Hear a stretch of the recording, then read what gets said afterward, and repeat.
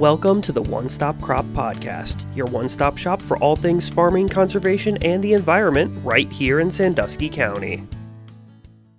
Hello and welcome back to the One Stop Crop Podcast. In today's episode, I'm going to be interviewing Kimberly Kaufman.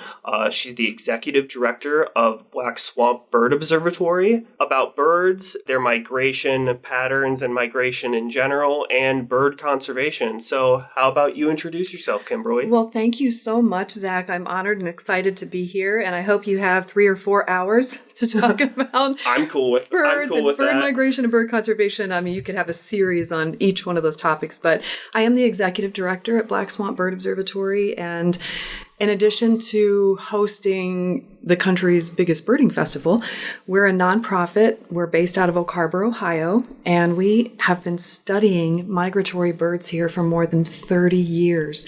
So we know a lot about the timing of migration, what birds are coming through when, the habitat needs of all of these particular birds, and we're really proud of the work we do. In addition to that, we host free school programs for thousands of students every year. So we're a small organization with a big, big mission. Yeah, I mean, you guys are in the birding capital of the world. I think, well, it's the warbler capital of the world, right? Or is it the birding capital? No, we came up with this tagline 15 or 16 years ago when we'll talk about birding first, maybe, Zach. Yeah.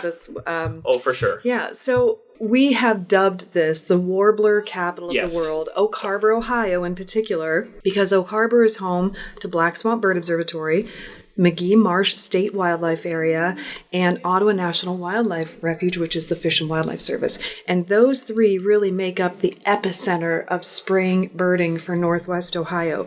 And the warbler capital of the world, I thought, okay, if Port Clinton can be the walleye capital of the world, Oak Harbor can be the warbler capital of the world, but we should talk about what's a warbler. Yeah, right? And also, why is it so congested with warblers and migratory birds? Because I think that's really an interesting topic, and then we can talk about warblers and stuff. So we'll talk first about birds and then maybe some about birders. And yes. Well, let's first, so I don't forget, warblers are a family of birds. They're small. A lot of them weigh less than a ballpoint pen. Mm-hmm. They're tiny. They weigh less than an ounce.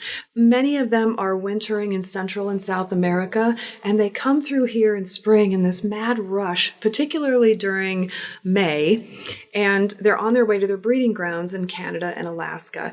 And more than 37 species of warblers can be found on the lakeshore. If you get out and bird really intensively, you have a chance to see 37 different species. They're very colorful. They're intensely alive. They're really active little birds, and they sing, all of them sing different songs. Yeah. But you can see warblers here on the lakeshore better than you can anywhere else in their entire life cycle. Yeah. So everywhere else, they're spread out, dispersed over these wide areas of habitat, and they're usually treetop birds where they're wintering in Central and South America. But when they get to the lakeshore, the lake is a huge barrier for migratory birds. If you don't swim and you don't even float well, you're reluctant to cross a big body of water. So these are primarily insect eaters. Yeah. So they want to put down in the habitat, the wooded habitat, right on the lakeshore. That's prime real estate for these birds. And a lot of that habitat has been developed. So these birds, warblers and many other species, get concentrated along the lakeshore in big, big numbers. But these are public areas, like McGee Marsh, Ottawa National Wildlife Refuge, the county parks up there. So we have access. Yeah. We can get birders into these areas where the birds are concentrated and bring birders together with migratory birds and immerse people in this incredible spectacle of migration. And it's crazy how many birders and just random people that just come there on that week or just in general, because you can see them. I mean, the best time to see them is like mid-May, or depending on which one what you're trying to see, or or even like other than like warblers and stuff too. All summer and stuff is pretty good for that too. Yeah. Even with like the winter migration, it's pretty good as well. Yeah, there's fall migration, winter. Yeah. All the migrations and stuff. This part of Ohio is really good for it. I know that last year I started doing amateur birding hikes at Pickerel Creek wildlife area. And that's like, I think, the best place in Sandusky County to be birding because it's right there. They're wetlands. And when I was there last year with some people, we saw I think it was a glossy ibis or something, and I was the first one and it was during Biggest Week, and I think I got some of the people from Biggest Week to stop over and like confirm, because then there was another thing. I got an email back saying like, hey, did you know that actually one of them was a hybrid? So it's like, hey, could you like edit your list? I'm like, oh, sure. But it's cool because I think I was like the first one, at least of the year, to see that, because it was a very rare and off the like beaten path. Like, people like, why was it there right now? But you can see all type of stuff like that, and it's just really cool. Getting into birding is really cool, and I'm hoping that some people listening want to get into birding, because it's a fun thing to do, but like understanding how important birds are, and also just how soothing birding can be, or just like an awesome experience it is. It's just incredible. Well, I've been birding for a long time, and I've been with the Bird Observatory for more than 25 years. And in the spring of 2006, we moved into a modest little headquarters building just inside the entrance to McGee Marsh Wildlife Area. And because my husband and I travel all over the world for birding, we could see that the birding experience here, particularly in spring, is really special. Yeah, it's cool. And it's so marketable, and no one was marketing this region to birders anywhere. And I don't want to say no one was traveling here, but very few people were traveling to Northwest Ohio to go birding. People that know about Bird Week now, about the biggest week in American birding, will find this hard to believe, but there was nothing going on with birding. And we saw an opportunity to build a birding tourism season in spring, with the goal being building awareness and support of habitat conservation. So we spent 2 years, Zach, building a conservation business plan that, like, how do we build this? Where do we start? All the steps in the way, all the objectives, getting the business community ready, getting them educated about what the birding audience wants from services, visitor services, doing outreach. We spent 2 years, and in 2010, we launched the biggest week in American birding. In 4 years, it was the biggest birding festival in the country.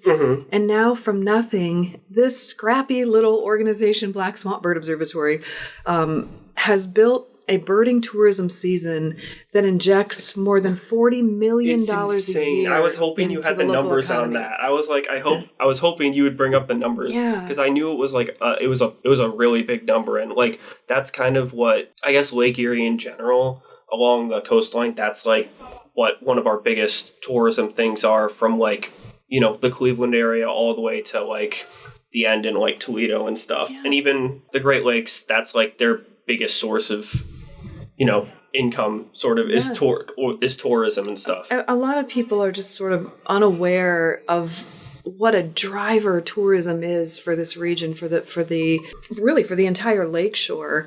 I'm the president of the board of the Ottawa County Visitors Bureau. I've been on that board for many years, all the way back to when we were starting to build this birding tourism season, to educate myself about all of tourism and how to build tourism concepts and those understandings, to bake those right into the biggest week before we started. And our tourism partners are really the most underappreciated drivers of the economy in this region. The job that they do of marketing Northwest Ohio to tourists all over the world they do an incredible job.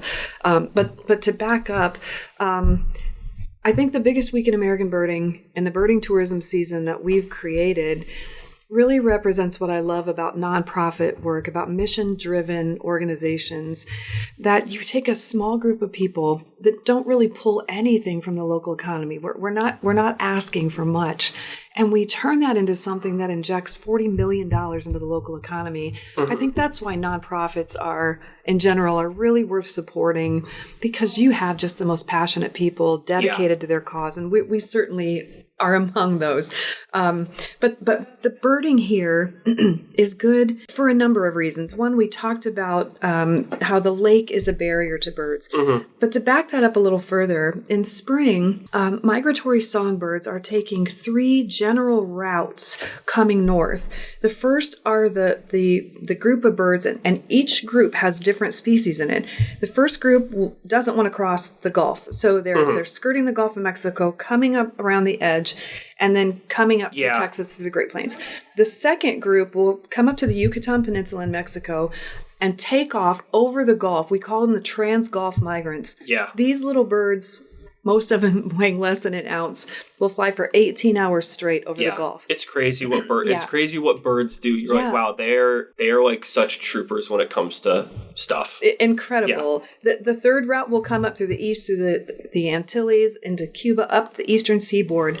But if you look at the map of those migratory routes, all 3 of them converge over northwest Ohio. Yeah. So it brings us a ton of different kinds of birds, and all coming together during spring, during May, as they're going north. All about at the same time. Well, doesn't it come in like phases? It does. There are waves of migration as these birds that are wintering further south in Central and South America take a little bit longer to get here. But that's part of the reason why there are so many birds here. Then they're concentrated into these patches of habitat before they cross the lake.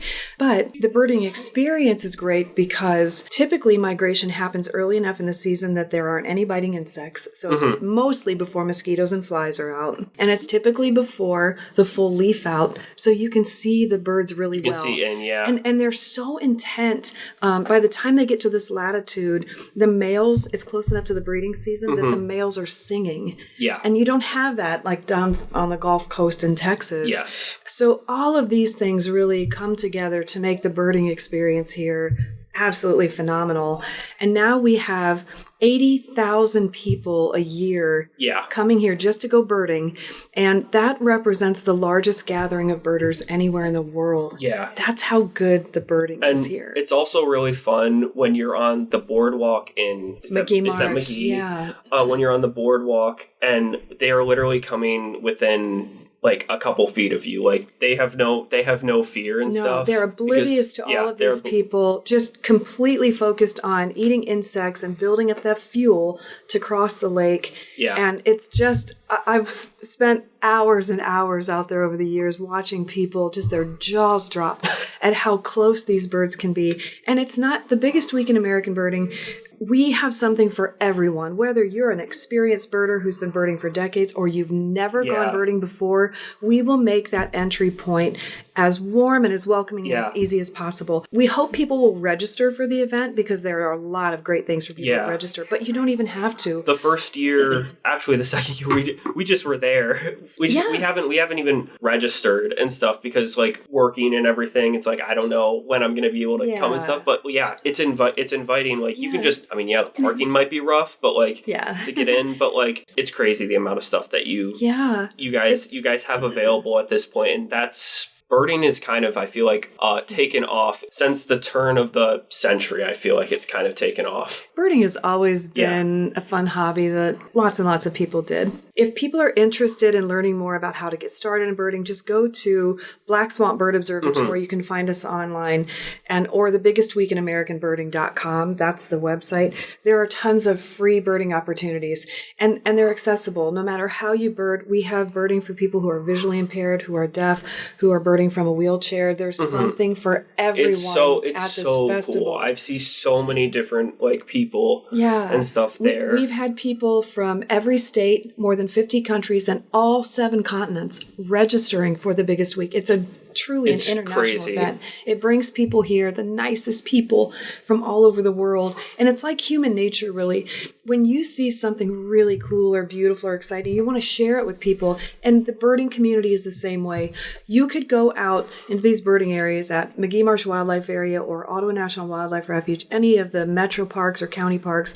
If birders are there, they will welcome you in. They'll point out birds to you. They're just so excited to see people coming out and going birding. But let's talk about birding because something really phenomenal happened during the COVID lockdowns. And that's that people were so eager for something to do at home that millions of people discovered backyard birding through bird feeding, which is a great way to get started in birding. Just set up a couple of bird feeders in your backyard and learn how to identify the common birds that stay with us year round.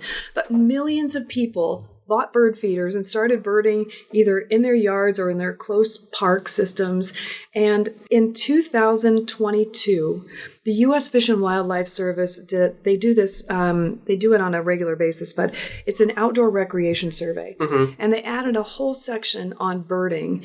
And in 2022, 96 million people indicated that they were enjoying birds on some level. That's awesome. The majority of those were mostly just saying we just like to bird in our backyard, but 43 million people indicated that they were traveling more than a mile away from home for birding adventures. That's crazy. We are now seeing, so that was 2022, we're now seeing that massive audience moving out, looking for other places to go birding, including birding festivals. So the interest is through the roof. And when you talk about the economic impact of that, in 2022 alone, birders buying equipment, all the things that you need to go birding. When you add in county, state, and federal taxes, in 2022 alone, the economic impact of birding was $279 billion. That's crazy. And that audience is now discovering the biggest week in American birding. So we're seeing an increase of interest in coming to Northwest Ohio to go birding. Yeah, it's awesome. Yeah. I can speak personally to definitely going out of our way to see. Well, first off, my wife, Christina, she works at the Lorain County Metro Parks at Carlisle Reservation, and they have a raptor that's center a great there. place. So she really, like, obviously she's in the weeds with, like, the birds and the raptors there. So she really got into that. She did, like, she's been doing Project Feeder Watch and stuff.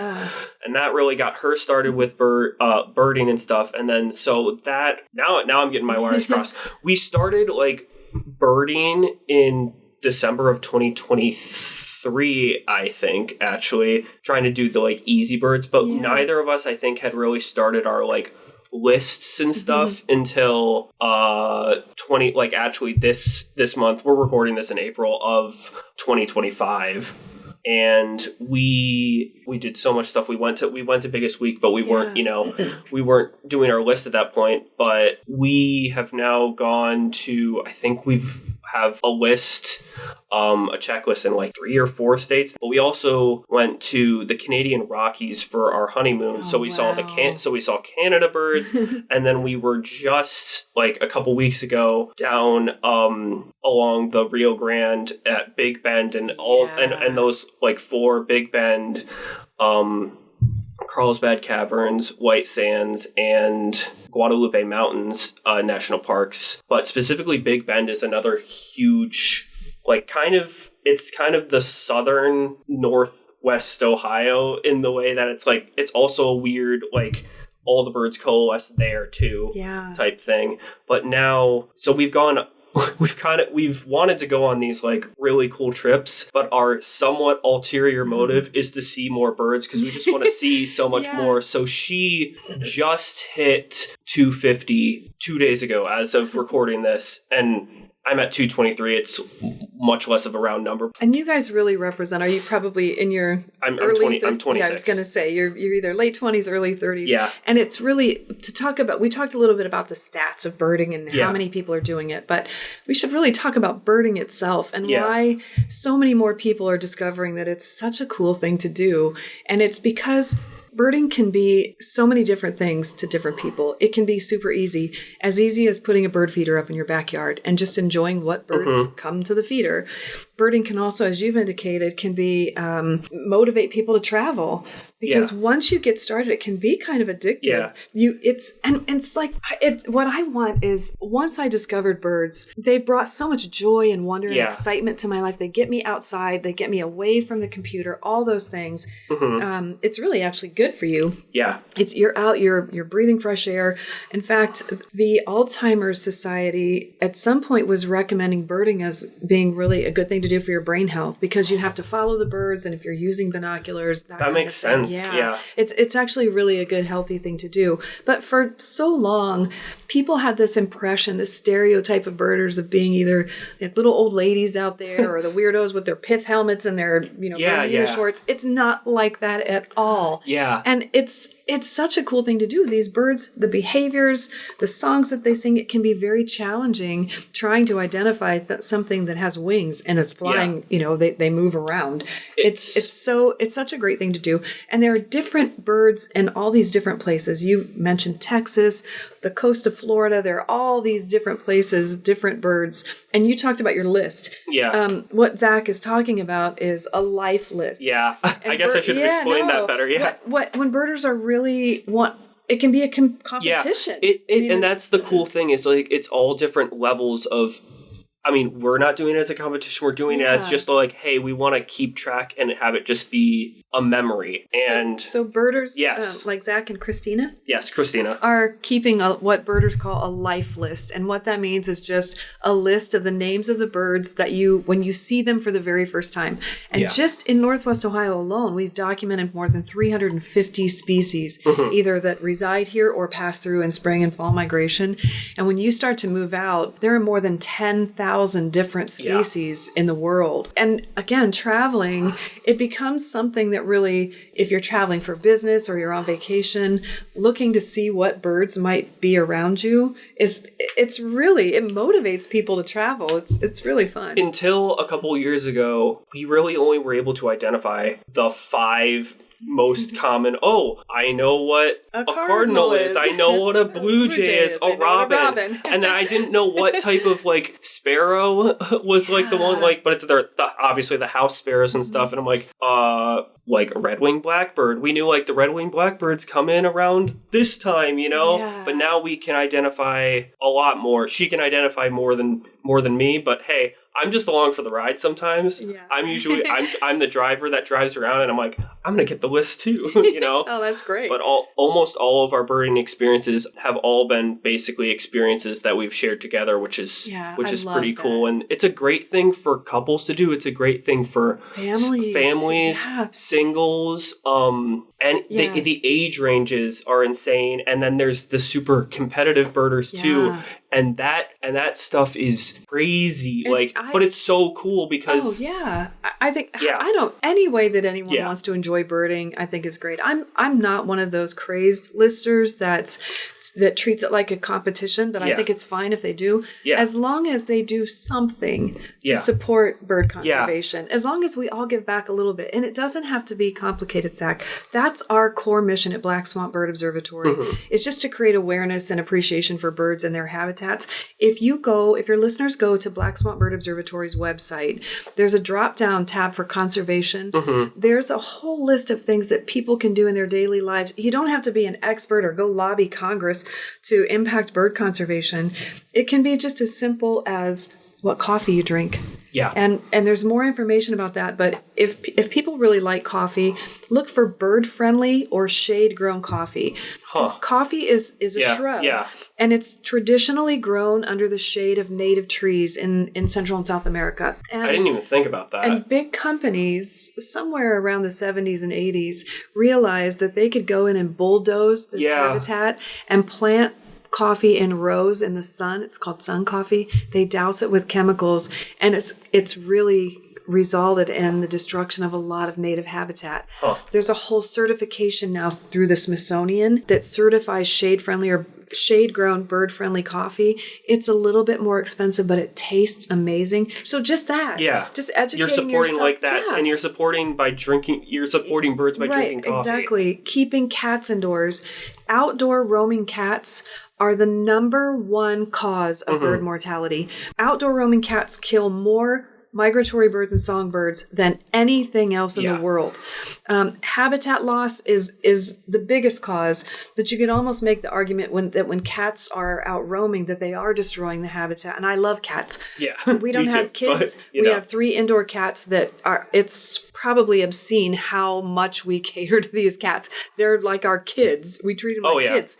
So this isn't an anti-cat thing. It's quite the opposite. That these cats that get dumped out there live the most horrendous lives if they live long at all. So for the birds, for the welfare of the cats, and then really for people who have to live near these colonies, these quote community cats, it can be an awful thing for people living close. So keeping cats indoors is another thing. Yeah. Picking up discarded fishing line, buying a duck stamp. Yes. A federal duck stamp that waterfowl hunters have to buy. People can voluntarily buy it, get this beautiful stamp. 98 cents of every dollar from the purchase of a duck stamp goes into wetland habitat restoration. Yeah. So there are lots of things people can do to support. And so I don't care how people bird, if they're a crazed lister or if they're just casual. Yeah. As long as we all work together to do good things for birds. It's open to everyone, which I think is really cool. And what you were touching on about like the blind and like deaf birders, that's like awesome. Like the cool thing about like you can hear so many different calls and like the blind birders get to just experience birds are in like such a good unique thing where they have such unique calls. Well, most of them. Some of them are very very similar. Yeah. So like for the blind birders, they can hear those calls and be like, oh my gosh, that's that. And then for like those deaf birders and stuff, they can see like all the like wondrous colors of the birds, or all the sometimes even a drab bird is like the coolest bird that you've ever seen, you know? Yeah. And we really, just crazy. The Bird Observatory, our goal is just to make birding accessible to anyone that wants to come out and try to make it as easy and as welcoming as we possibly can. So we're offering field trips every day during the biggest week that are accessible to anyone, no matter how they want to enjoy birds, whether they are enjoying them through sights, sounds, or all the above.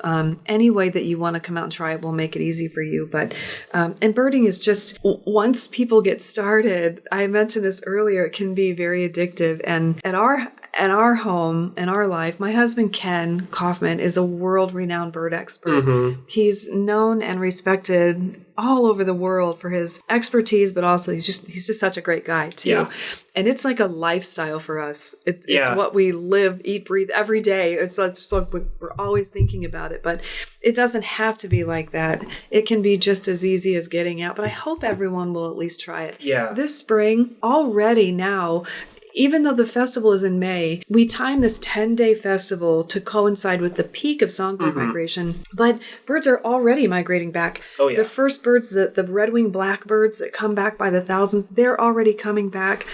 People don't tend to think of American crows as migratory birds, but they are. So waterfowl, this is a big time for waterfowl coming back. So, and right now, this is a perfect time to talk about conservation, because what we see happening now is people need to expand their idea of what migratory bird habitat is. We think of that as being the marshes, woodlots, grasslands, those kinds of places. But right now we've had so much rain, Zach. The agricultural fields, a lot of them have standing water, and shorebirds. This is a whole other family of birds. Like you have ducks, you have warblers, you have sparrows. The shorebirds that are coming back again, some of these are the longest distance migrants of any animal in the world. They're landing in the fields and stuff. So, there's this ongoing conflict for more land, for so many things, for more housing, for data centers, all renewable energy. And we're losing farmland at a really alarming rate. I grew up on a little farm. So farming, once you've lived on a farm, it's always in your blood.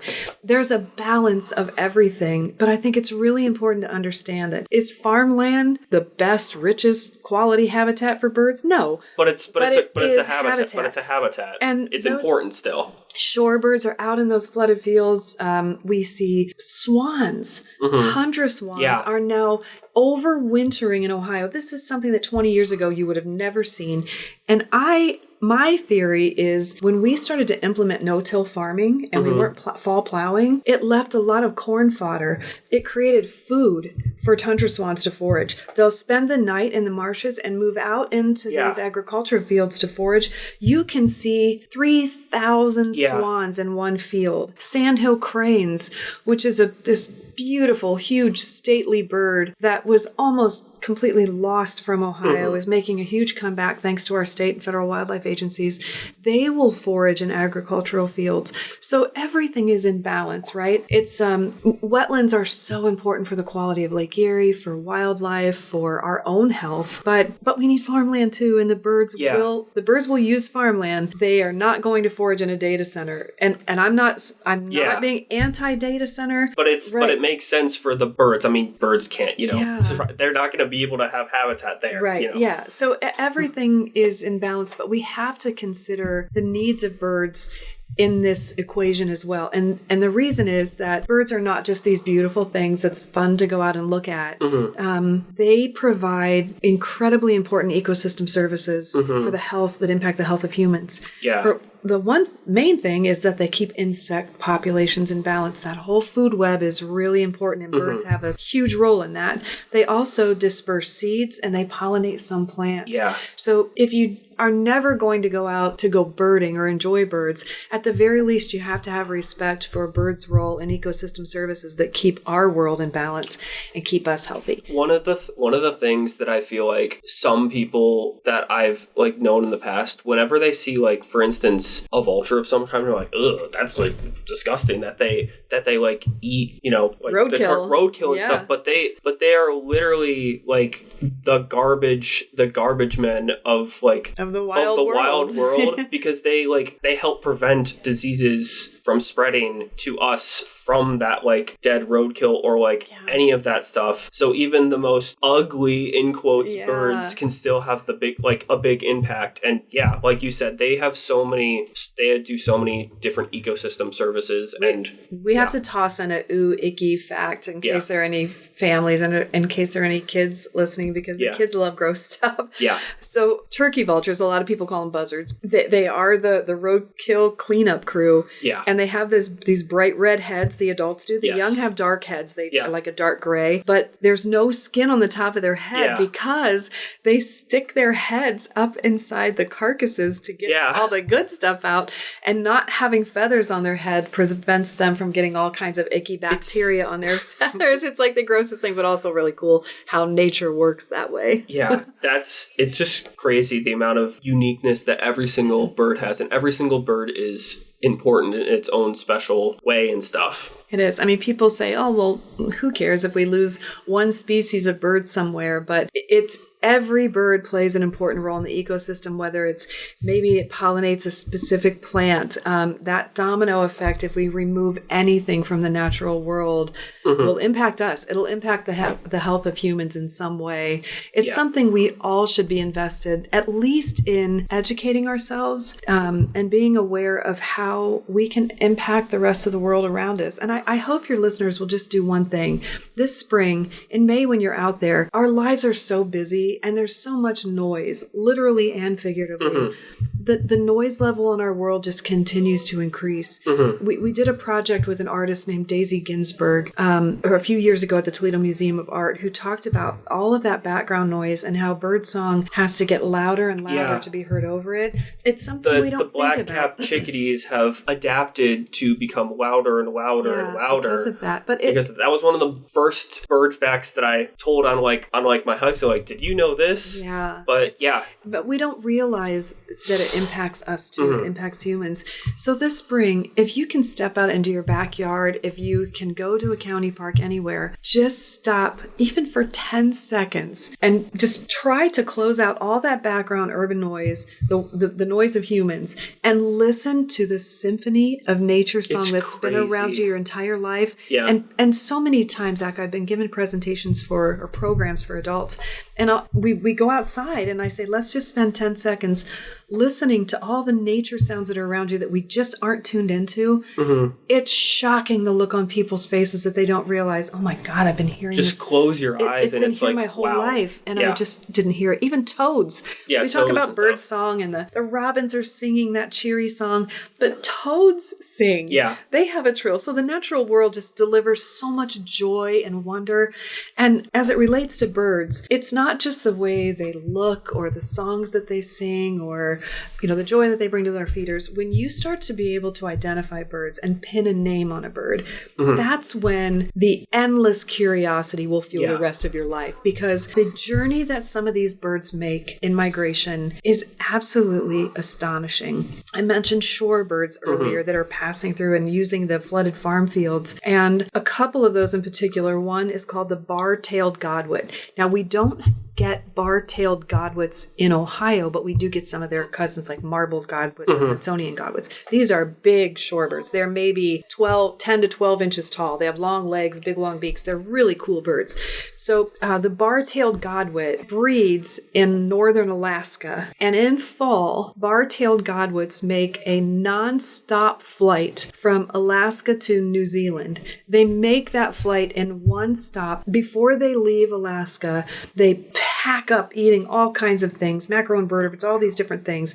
They will double their body weight. And in this flight, which is more than 8,000 miles, they fly 8,000 miles nonstop. Anything that they don't need for flight, like their digestive organs, they will shrink their digestive organs in flight and regrow those organs when they reach reach New Zealand. And also, along the way, they sleep by shutting down half of their brain at a time to give themselves a break and rest.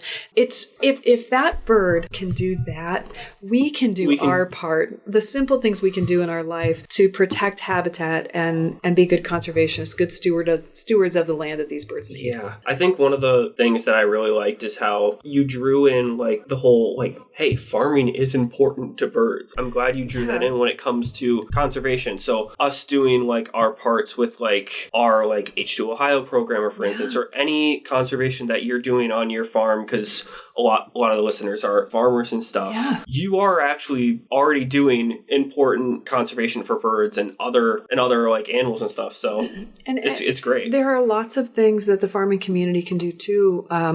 Farmers have such an incredible work ethic. My dad, our lives were so different when I grew up. When I was growing up in the 70s and 80s.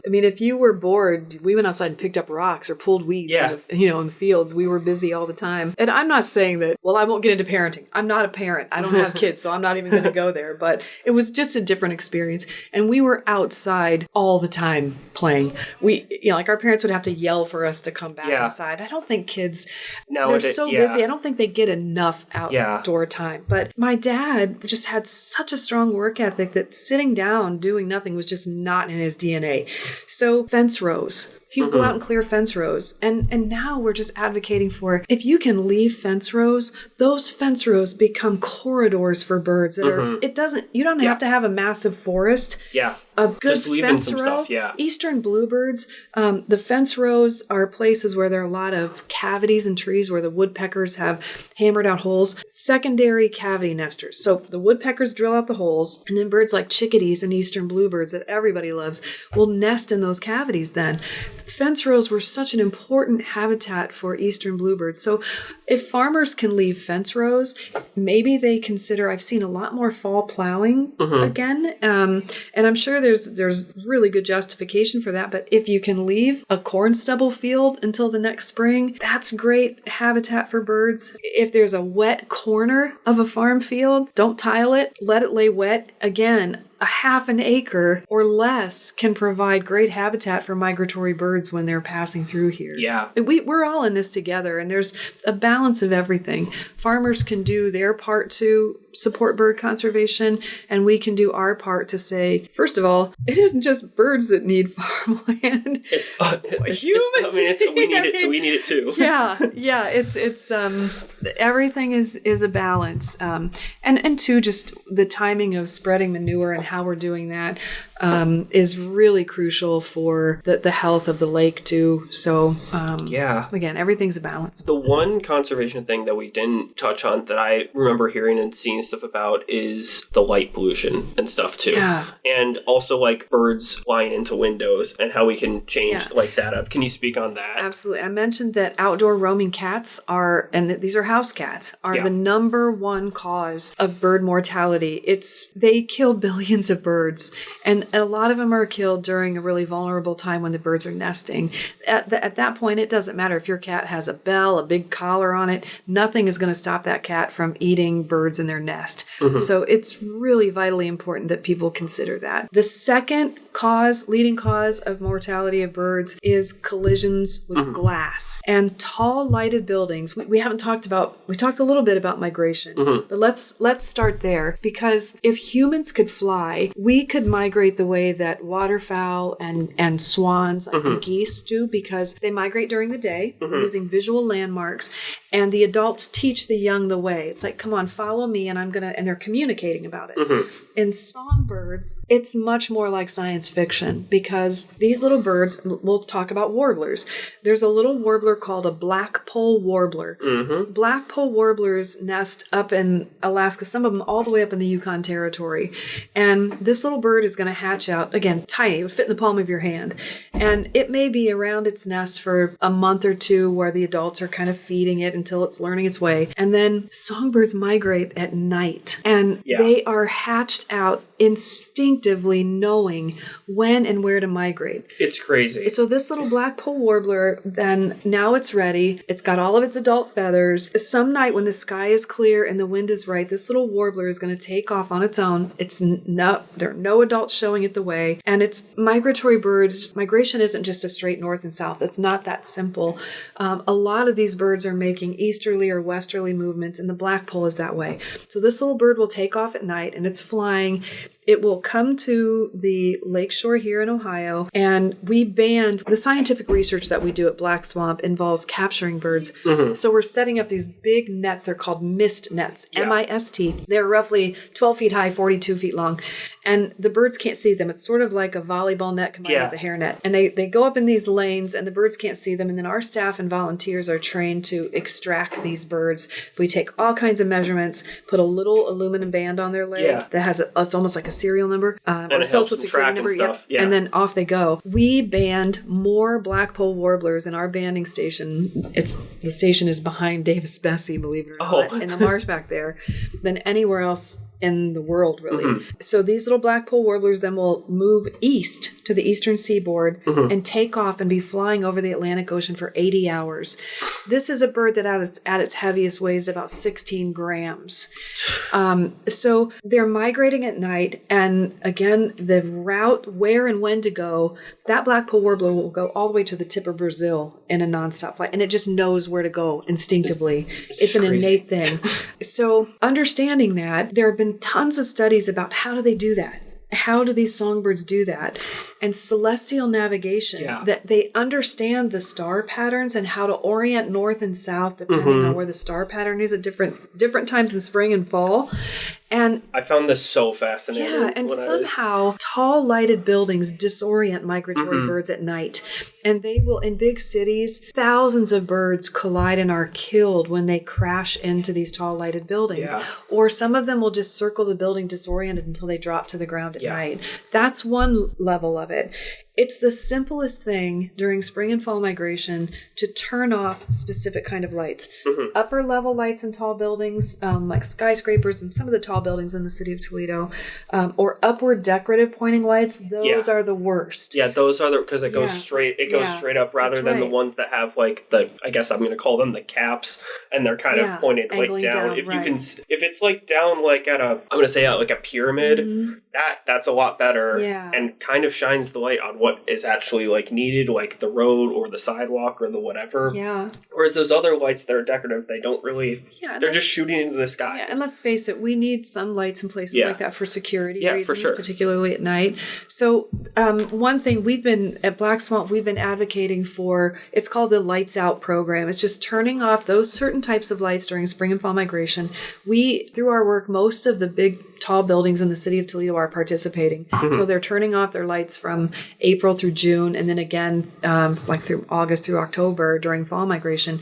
But right at home, if anyone has a bird feeder, inevitably you've heard that thump where a bird has flown into your window. Yeah. And there are ways to prevent that, but there are things you have to do specifically. Putting some stickers on the inside of the window will not do it. The reason birds collide in situations like that in residential areas is that they see the reflection of the sky in the glass and they think they can fly right through. Yeah. You have to put stuff on the outside of the glass. There's more information about this on the Bird Observatory's website, Black Swamp Bird Observatory. There's a conservation drop-down tab, and there's an entire list of things. There's a company out of Toledo called Clearview Tinting that's manufacturing. It's a pattern of dots, a very specific pattern that you can put on the outside of your glass. They're manufacturing it now. You can actually pay to have them come out and apply it, or you can buy it from them and apply it yourself. Yeah. But that's what it takes to really prevent window collisions. You can prevent it. Yeah. There's just a specific way you have to do it for it to be effective. Yeah. That's, I think Christina at her work, she has that on the windows that are there. So I know what you're talking about when it comes to that. And I was hoping that you would explain that whole thing because, there's more that you have to do to be able to prevent that too. And it's always the saddest thing when I heard that back in the day. Yeah, and that's it's another, it's not as many as cats, but it's in the billions of birds every year. It's still a crazy amount of, and with, again, us needing more and more housing, we have to obviously be wary of so many different things for birds and for, this affects plenty of other like animals and stuff too. Like for instance, even in the pollinator front, like all the lights with like the moths at night and everything, that's a whole thing too. Yeah, there's this whole list on our website, but planting native plants, you don't have to have some huge extensive garden just to put in some good pollinator plants. There is so much more information out there now about where to buy native plants. A lot of the nurseries that have been here for decades, these generational nurseries that are going to buy our tomato plants and all that, they're selling native plants too. So they're much more accessible now than they ever were before. And there's just so many little things like that don't just help birds, but they bring a lot of joy to our yards and our lives. And I hope everybody will consider learning more about birds and bird conservation through this podcast. And again, there's tons of information on the Black Swamp Bird Observatory website. Yeah. So I just actually wanted to talk about like a few ending questions, unless you want to continue, that is, and that would be totally fine because it's been a crazy cool conversation. I'm very invested in the whole thing. I really enjoyed this. Yeah. It's been great. I've learned a lot, and you've added so much to, honestly, conservation. That's part of our name, Conservation District. Yeah, it's the Soil and Water Conservation District, but I like thinking that it's conservation for everything. I guess the questions that I have, first off, what was your spark bird, or is? Well, I love telling this story, but I want to make sure I get this in here because if people can't get out to the biggest week and they would like to try birding, there are a couple of essential things. The binocular. Yeah. A binocular is, you can certainly go out to a place like a pond and just enjoy looking at birds or ear feeder. But if you're going to go beyond that, you have to have a good binocular. And there are a couple of rules of thumb that are really important. If you go to the biggestweekinamericanbirding.com, there are links there right on the website that tell you how to get started in birding, where to go, what to wear, what not to wear. Basically, you can wear whatever you want. You're not going to scare the birds away. And how to select binoculars. But just don't go and buy a binocular that's sealed up in plastic that you can't try. During the biggest week in American birding from May 8th through 17th, there's a big optics alley at McGee Marsh Wildlife Area. But go to a place where you can look at as many binoculars as you can. If it's sealed up in plastic, don't buy it. And buy the best one you can afford. You can get a really good binocular for less than $150, but the more you spend, it's like the better you get. It's unreal. Yeah. The difference. I was using it was kind of like a family, not really family heirloom, but my grandpa gave me his like binoculars that I think he had in like Japan at some point. Yeah. And they're, frankly, I can say this now, but they are so crappy. Yeah. And now we got Vortex Diamondbacks. Yeah, both of us got Vortex Diamondbacks, and it's unreal the change in like clarity and like the difference and stuff. But that's what I use, and that's what you'll if you're on any of my like hikes, or if you see me around, that's what I'm using. Yeah. It's really important to, it's like anything else. If you're going to get into any other sport, and birding is kind of like a sport, you have to have the right gear that works for you. Yeah. And you just told the classic story that's happened to me dozens, if not hundreds of times, as I've been teaching birding and leading birding trips all over the world for, 30 years now, is that people will show up with this really old, bad binocular that's broken. Yeah. And I don't mean broken like it's broken internally and they don't realize it. And they think, I just can't use this binocular, but they don't realize the binocular is failing them. It's with, you're looking through a binocular, you have two sides of it. Yeah. There's a whole alignment process that happens, that those barrels work together. And if they get dropped, if it's not a durable binocular, which inevitably a binocular is going to get dropped, they're no longer in alignment. So if you're putting this old binocular up and it makes your eyes feel wonky, the binoculars are broken and you shouldn't use them. Yeah. So those are it's really important. Yeah. And if you're having issues with your binoculars, or if you have questions, reach out to us at Black Swamp Bird Observatory. We would be happy to send you links to help you get started in birding, whether it's during Biggest Week or any time of year.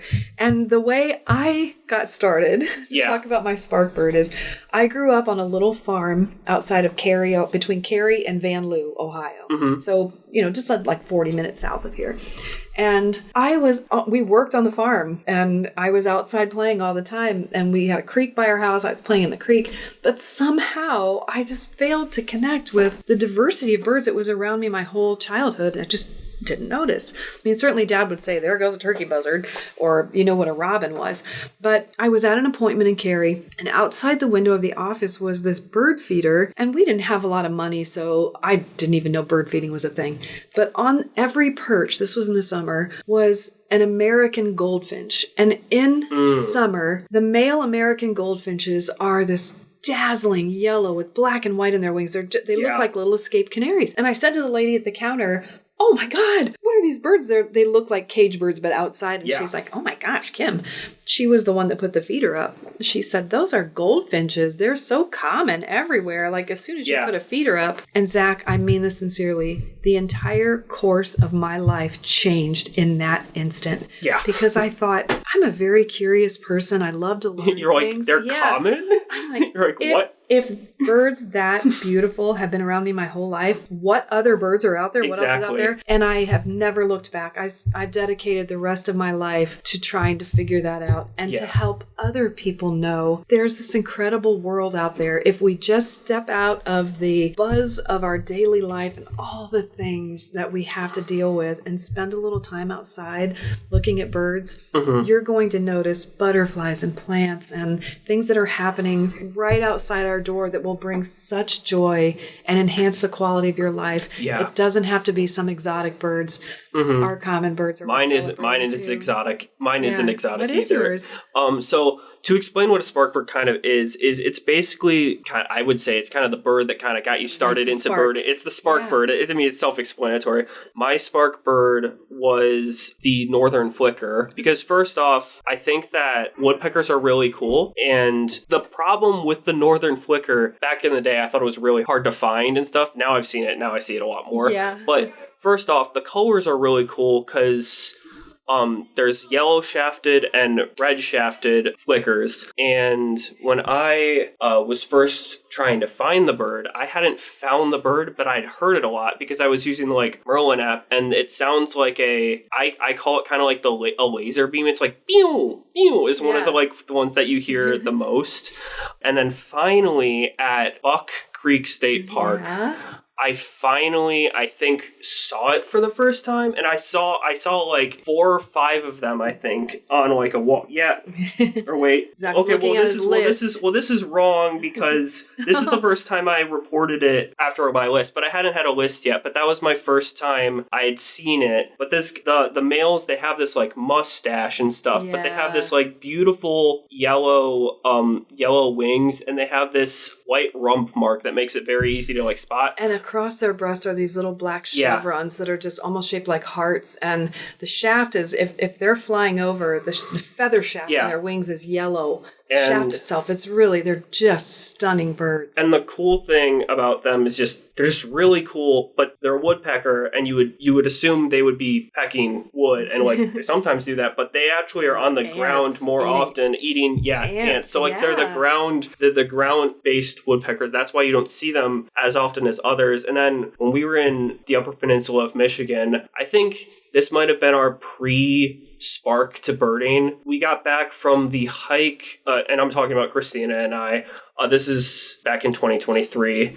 We were at the end of our walk at the Porcupine Mountains, and we stopped, and it was about almost sunset, and we were in this I don't really know if I call it like a grove or something. It was just a bunch of trees, but then there was woodpeckers all around, and at the time we didn't know what kind of woodpeckers they were, but I think both Christina and I can agree that like woodpeckers are probably like our favorite, I guess, set of like subset or set of birds. They're really cool. They are. I want to circle back to just some tips if people are intrigued about going out and trying birding. A binocular that I've recommended as a great starter binocular for anybody, but great for families too, is from the Celestron company. Celestron, okay. People might recognize that they make telescopes. Okay. But the Celestron Nature DX, either an 8x42 or an 8x32, is a great starter binocular. Okay. They're durable, they're waterproof, they have a limited lifetime warranty. They will fit small faces, so they're good for kids or families.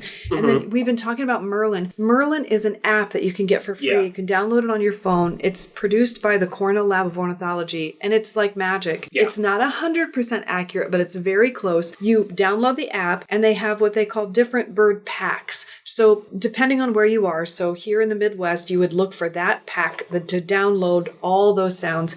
You open this app, press sound, record, and it will listen. Yeah. The app listens to what birds are singing, and it will identify the birds on your phone. It's incredibly accurate, but it does make mistakes. Yes. So use it as one tool. But going out and just listening, that's a great way to open the door to not just this symphony of sound, but it helps you identify who the singers are in the symphony and the choir. Through kind of using that in tandem with another app, eBird, you can also do citizen science as well by like keeping track and doing checklists of birds, because that helps with the citizen science and everything. eBird is a global database where birders all over the world can document their sightings, track their list. And if you're traveling, you can look at eBird to say, okay, I'm going to Big Bend. You can see not only what birds have been sighted there, but almost up to the minute what birds are there. And you can get lists. You can get rare sighting alerts. Now it's even tracking your footsteps. It'll tell you how long you've walked in the field to look at all these birds. Yeah, it's and you're almost like your own Fitbit. It's crazy, the amount of stuff that you can do. No matter how people enjoy birds, I hope people will consider it, whether it's buying a bird feeder and putting it up in your yard. Again, visit Black Swamp Bird Observatory's website and thebiggestweekinamericanbirding.com for all kinds of information about how to protect birds. The Biggest Week website has tons of information for new people on how to get started in birding, how to select a binocular, all the gear that we would recommend to get started. And if you have any questions or things you want to talk to us about, just reach out to us through staff@bsbo.org, and we would be happy to answer any questions or help you get started in birding. You could also reach out to me if you want, but I'm probably not as good information-wise as you guys. Here's a look into Sandusky County Soil and Water's upcoming events, as well as deadlines to look out for. If you ordered 4 plugs for CRP mid-contract management or otherwise, the pickup date will be on May 16th from 9 to 11 at Heartland Farms. Also, please be sure to bring in a copy of your 578 to us once you get your crops in the ground and certify them with FSA.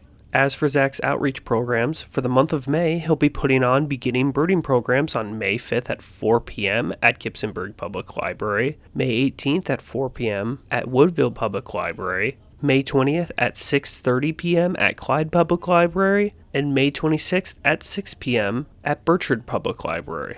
Zach will also be hosting Avians for Amateurs birding hikes May 11th and 13th, starting at 8 a.m. at Pickerel Creek Wildlife Area. As always, he'll be continuing his monthly PokeCon series at Clyde Public Library on the first Thursday of every month, starting at 5:15.